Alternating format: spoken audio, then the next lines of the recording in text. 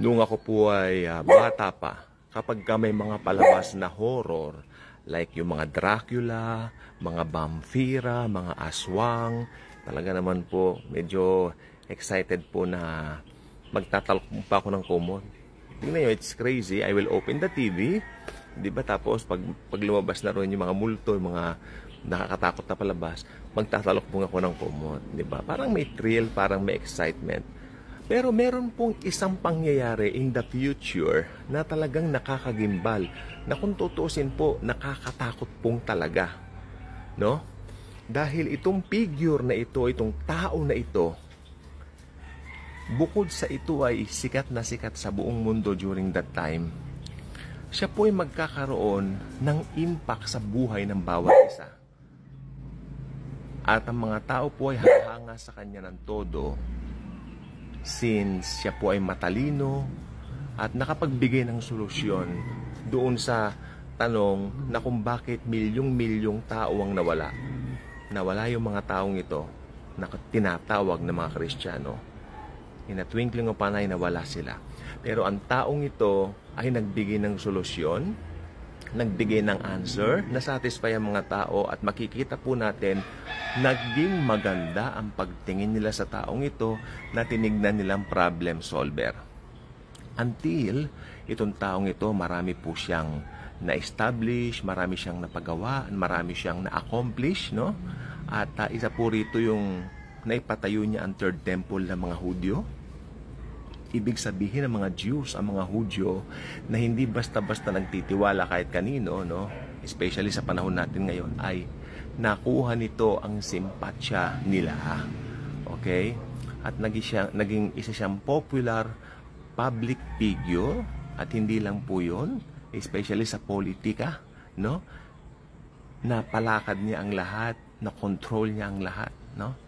Hanggang dumating ang isang araw, ito ay theory lang naman po, habang siya po ay nasa isang gathering o siguro nagsasalita or whatsoever is nag-i-speech, siya po ay marami nagsasabing theory na baril po siya. Kasi meron pong isang magandang palabas dito regarding dito po sa ganitong end times. Kaya lang po Spanish po siya. Apokalipsis ang pamagat. So tignan na lang po nyo sa YouTube, Apocalypse. You know, maganda po ang pagka-portray nung public figure na yan doon hanggang matapos. Ang ganda po niya. Although hindi mo naiintindihan, Spanish po siya. Parang series siya tayo, if I am not mistaken. Why don't you check it sa YouTube? Apocalypse ka lang yan. Pero Espanyol siya. I-type na lang yung Apocalypse series, Spanish. O yun, makikita na po ninyo. Ayun na po yung sinasabi ko. At ito pa po ang gusto ko pong sabihin. No? Balik tayo dito sa totoong public figure na ito. Since siya po ay very popular, during that time, magkakaroon po ng isang turning point sa kanyang buhay na talagang magpapabago, hindi lang ng sistema, kundi ng buhay ng mga taong naiwan sa rapture. Ito po ay yung taong ito na public figure, ay siya po ay habang nag-i-speech o nagsasalita, binaril right in front of many people. Kaya ang ganda ng portrayal ng moving Apocalypse na Spanish, dahil ito po talagang ipinakita niya. Doon sa movie, siya po ay nagmo-motorcade, pakaway-kaway, doon siya binaril. Pero meron po namang iba nagsasabi, habang nag-i-speech siya, binaril siya, whatsoever, pero siya po ay nabaril, no? Nabaril po siya, nakita ng buong mundo sa mga Facebook live, sa mga TikTok live, nabaril itong taong ito. Namatay, nakita po nila. Ibinurol, nakita nila. Pero meron pong isang event na magpapabago ng lahat, no? Dahil ang taong ito, okay, habang pinapanood yung kanyang lamay, syempre ganoon naman po, pag public figure ang namatay o sikat ang namatay, ang tao pong ito ay talagang, kumbaga they put him in high regard, in a pedestal. Kaya imposibleng walang live coverage sa kanyang lamay, no? At habang nanonood ang buong mundo sa mga cellphone, sa mga gadgets and all that, sa mga TV, kung meron man na TV pang uso noon, ano, at habang nanonood sila ay bigla po siyang bumangon. Wow, di ba? nabuhay po ang public figure na ito. Pinapangalanan ko lang po siyang public figure. Pero ang totoo, siya po ang Antichrist. Siya po ang Antikristo. Ang kaaway ni Kristo. Halimaw ng Apokalipsis. No? Sa kanyang muling pagkabuhay, nagimbal at namangha ang balanaw ang buong mundo. Shock na shock sila. Now, ito naman po ang tsuri nung iba.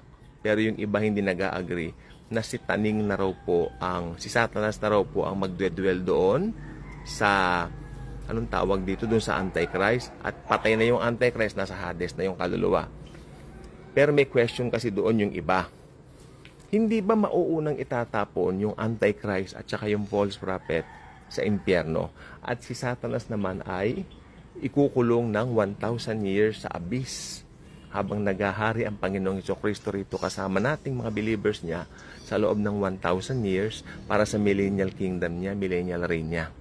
Kung si Satanas daw ay nilagay na sa impyerno dahil siya lang nasa katauhan ng Antikristo, paano siya rin yung itatapon ng 1,000 years? So medyo ang tsuri pong yan ay medyo magulo. Pero yung bagay niyan, iniiwan ko na po sa Panginoon.